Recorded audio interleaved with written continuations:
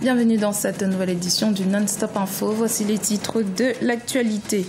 Le feuilleton politique malgache se poursuit. Le chef de l'État a procédé à un 4e remaniement ministériel controversé.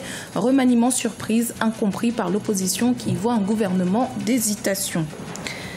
Le rassemblement des oufouettistes pour la démocratie et la paix face à un dilemme qui des deux principaux partis de la coalition au pouvoir, RDR ou PDCI, doit investir le candidat pour l'élection présidentielle de 2020 en Côte d'Ivoire. Et puis au Kenya, le chef de l'État maintient la mesure annoncée sur la réduction des salaires des députés. Objectif, réduire les charges publiques. Cette mesure va aussi de pair avec la suppression de certains avantages des législateurs. Mais tout d'abord, ce lundi, les chefs de gouvernement tchadiens, nigériens et libyens seront reçus par leur homologue français Emmanuel Macron au palais de l'Élysée. À l'ordre du jour, la problématique liée à l'immigration, notamment clandestine. Les chefs des gouvernements allemands, espagnols, italiens, ainsi que la haute représentante de l'Union européenne pour les affaires étrangères et la politique de sécurité feront également partie de ces travaux. L'occasion de réaffirmer le soutien de l'Europe au Tchad, au Niger et à la Libye pour le contrôle et la gestion maîtrisée des flux migratoires. Nouveau rebondissement à Madagascar. À un an de l'élection présidentielle, le chef de l'État a procédé à un nouveau remaniement ministériel. Bien que son gouvernement ait été entaché à plusieurs reprises par des affaires de corruption, le président a fait revenir certains ministres qui l'avaient limogé quelques années auparavant. Les détails avec Sharon Camara. La 4e fois depuis le début de son mandat, le président malgache a procédé à un remaniement ministériel. Cette fois-ci, 6 ministères, dont celui des Affaires étrangères, des Transports et de la Justice, ont changé de dirigeant. Pas de grande nouveauté cependant, puisque la plupart des nouveaux ministres avaient déjà dirigé d'autres ministères. C'est toujours le signe qu'aujourd'hui Madagascar est dans une situation d'instabilité et que les discussions qui sont en cours pour la recherche d'une solution paisible, d'une pacification de ce pays-là, sont toujours en cours. Donc, les remaniements ministériels, la mise en place des différentes commissions pour apaiser et rassembler le maximum possible la société civile, les partis politiques et les pouvoirs publics qui sont aujourd'hui en cours rentrent dans cette dynamique qui n'est rien d'autre que la recherche d'une stabilité politique pour ce pays-là. Depuis 2013, le gouvernement a été à plusieurs reprises entaché par des affaires de corruption, notamment avec l'arrestation de Claudine Razaï Mamondji, conseillère spéciale du président, qui est soupçonnée entre autres de détournement de fonds publics. La lutte contre la corruption à Madagascar est pourtant une condition indispensable, selon le gouvernement, pour permettre le développement du pays. Il y a énormément de personnes qui étaient décriées dans l'ancien gouvernement, qu'il fallait sans doute se débarrasser pour toujours respecter ce choix du peuple qui veut avancer dans la direction de la paix. Donc on ne peut pas nier aujourd'hui la question de la corruption. Du côté de l'opposition malgache, ce nouveau remaniement reste incompris. D'abord parce qu'il est inattendu, mais aussi parce qu'il est le signe pour l'opposition de la fragilité du régime au pouvoir. À une année de l'élection présidentielle, ce nouveau remaniement permettra peut-être au président de regagner l'adhésion de la population.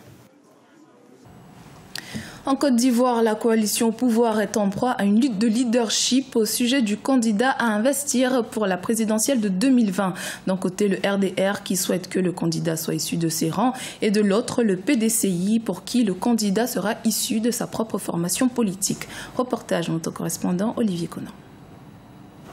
Le RHDP, Rassemblement des oufouettistes pour la démocratie et la paix, à l'épreuve du pouvoir. Le RDR, Rassemblement des républicains, et le PDCI, Parti démocratique de Côte d'Ivoire, les deux principaux partis de la coalition au pouvoir, ont des visions différentes sur l'alternance en 2020, date de la fin du second mandat du président Alassane Ouattara. Ce dernier, dans son discours à la nation le 6 août, a déclaré que tout le monde pourrait se présenter à l'élection présidentielle. Certains cadres du RDR affirment ainsi que le RDR doit présenter un candidat en 2020. Henri Konan Bédié, de son côté, a annoncé que le candidat du RHDP à la présidentielle doit être issu de sa formation, le PDCI.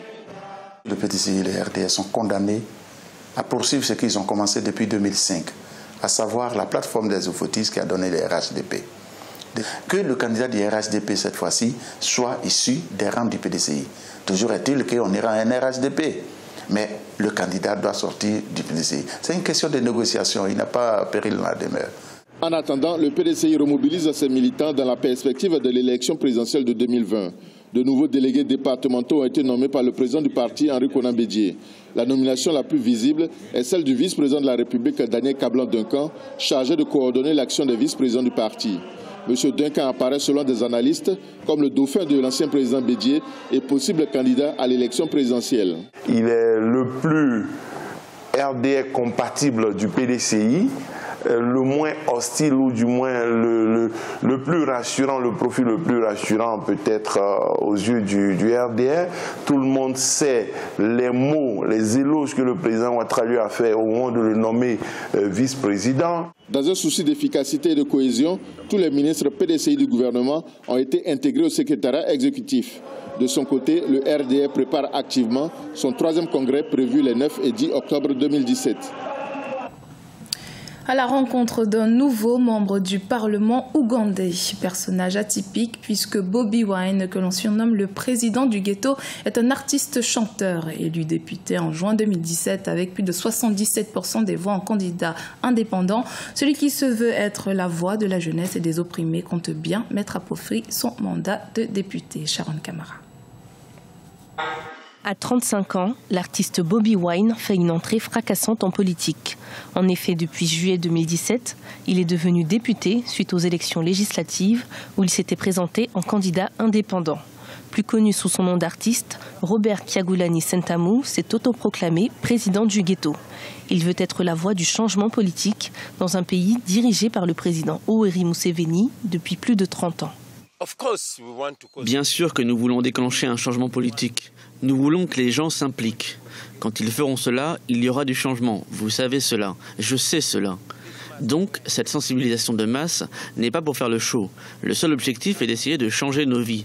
Et si nous voulons changer nos vies, alors nous devons changer de dirigeants. Bien avant de se lancer dans la politique, l'artiste a toujours affiché son opposition au gouvernement dans ses chansons.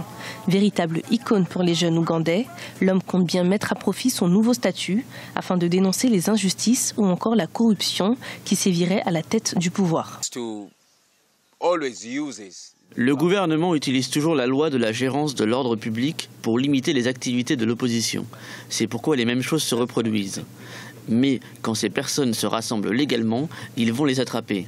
Moi, je ne vais pas tomber dans leur jeu. Contrairement à la plupart des artistes ougandais qui préfèrent éviter de parler de politique ou qui s'engagent en faveur du parti au pouvoir, le nouveau député n'a jamais caché sa position.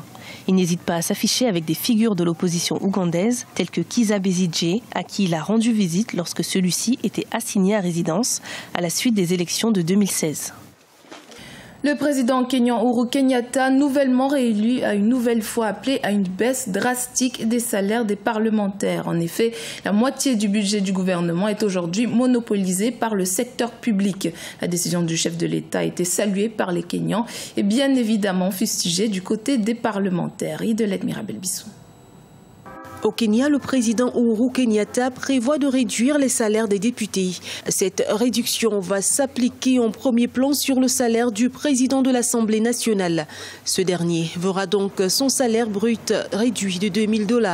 De 16 000, il va passer à $14 000 par mois, tandis que celui des députés va passer de 7 200 à $6 100.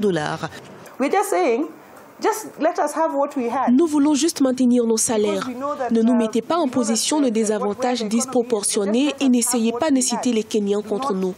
Je pense que les Kenyans vont comprendre car ils sont aussi des travailleurs. Si un jour vous allez au travail et on vous dit que le salaire que l'on vous payait vient d'être lourdement réduit sans aucune raison précise, vous poserez aussi les mêmes questions que nous. La mesure prévoit également de supprimer certains avantages des députés, notamment la subvention de voiture et une allocation pour assister aux séances plénières du Parlement. Rappelons qu'après l'ajout des allocations à leur salaire, les députés kenyans se sont classés 2e au rang des parlementaires les mieux payés en Afrique après le Nigeria.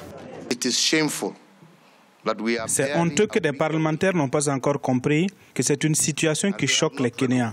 Je le dis maintenant, c'est vrai que j'attends la décision de la Cour suprême, mais si elle ne décide pas en ma faveur, je le dis devant vous, je ne signerai pas cette loi. Nous devons comprendre que nous sommes appelés à servir notre peuple et non pas s'enrichir sur leur dos.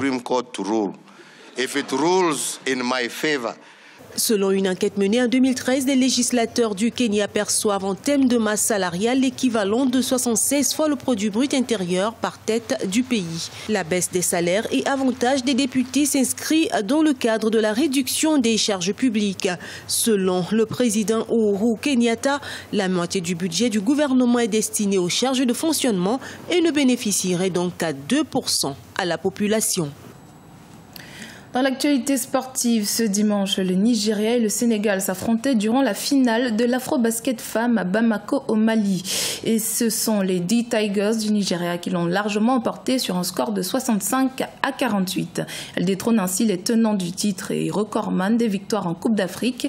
Le Nigeria remporte ainsi son 3e titre après 2003 et 2005. Avec le Sénégal, les D-Tigers représenteront l'Afrique à la Coupe du Monde 2018 en Espagne. Ce journal a été réalisé par l'ensemble de la rédaction. Merci de votre fidélité. Dans un instant, une nouvelle édition de l'actualité sur Africa 24.